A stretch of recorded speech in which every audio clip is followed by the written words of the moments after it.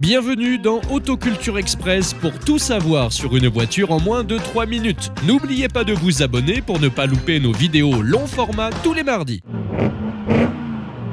Et si le monospace n'avait pas été inventé par Renault, Chrysler ou d'autres, mais par Citroën, ou du moins par Mario Bellini, designer italien qui réalisa dès 1972 une sorte de voiture à vivre, à rouler, à dormir, entre autres, avec le soutien de l'industriel au chevron, mais aussi celui de Pirelli, la Citroën Carasutra. Bon ok, la Carasutra n'est pas vraiment belle. Elle est aussi bien dans son époque du début des années 70, complètement perchée mais en phase avec le côté hippie, certes, mais aussi le côté industriel rappelant le type H. En bref, la Carasutra n'est pas vraiment une voiture, mais un thermomètre de l'époque, sans savoir qu'elle anticipait sur l'avenir la Renault Espace et toute la tripotée de monospaces qui apparaîtront dans les années 80 et 90. Dans les années 70, la voiture, instrument de liberté à tous les niveaux. Bon, messieurs, hein, à la prochaine, et au revoir, et puis, bon retour, hein, au revoir, messieurs. Était un lieu de rencontre, un instrument de plaisir et un bien de consommation, dans tous les sens du terme, dans une période consumériste et de libération des mœurs. Résultat, d'autres se penchèrent sur la question du lupanar roulant, comme la Renault 5 Le Carvan par Eliez. Et pour ce projet Carasutra de 1972, Mario Bellini, designer et architecte, voulait présenter au MoMA de New York pour l'exposition Italy The New Domestic Landscape un projet original d'une voiture bien dans l'air du temps, mais sortant des canons classiques des salons automobiles.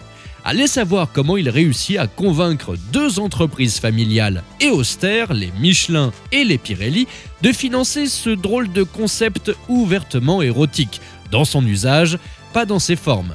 Mais malgré son look carré, bizarre et somme toute assez perturbant dans sa simplicité, la Carasutra utilise le châssis d'une Citroën SM, symbole de la coopération franco-italienne de ces années-là. Et rappelez-vous que Fiat est alors l'un des gros actionnaires de Citroën, autant dire que la marque au chevron a des intérêts ultra-alpins. Malgré cette base, difficile d'imaginer qu'un monospace puisse dériver d'une SM. Et pourtant, la logique est avant tout architecturale, artistique et fonctionnelle. Cependant, il faut bien admettre que Bellini anticipe des principes qui seront appliqués 10 ans plus tard chez Renault et Matra: plancher plat, modularité, simplicité des traits. Si le Carasutra avait surtout fait du bruit dans les milieux artistiques, force est de constater que l'art apporte des solutions innovantes, parfois avec beaucoup d'avance, y compris dans les milieux industriels. Inspiratrice, novatrice, la Carasutra n'était pourtant pas une voiture désirable, mais plutôt un truc d'initié. Peu de gens s'en souviennent, trop pointue et pas évocatrice techniquement, mais elle a sûrement influencé pas mal de designers et ingénieurs qui finirent par accoucher du monospace dans toutes ses composantes: architecture, organisation et style.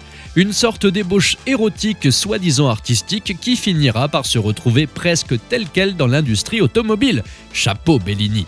Car tout commence, comme un artiste, par des croquis quasiment dessinés sur le coin d'une nappe en papier d'un café italien. Des traits simples, d'enfants comme on en a tant gribouillé. Il y a des réminiscences de Fiat 600 multiplat, mais surtout une volonté de mettre l'utilisation, dormir, rouler et se mélanger, avant la fonction, aller d'un point A à un point B. Le plaisir n'est plus mis au même niveau, la conduite en tant que telle devient accessoire et c'est pour tout le reste que la Carasutra est faite. Adieu concours de quéquettes sur la puissance du moteur, voici venu le temps de la voiture lupanar. Au moins cette Carasutra, n'oubliez pas l'essentiel: l'amour, le partage et le plaisir. Ce que bien des SUV oublient aujourd'hui, reflet de cette époque et de la nôtre. Merci à tous de nous avoir suivis, on se donne rendez-vous tout de suite dans la prochaine vidéo.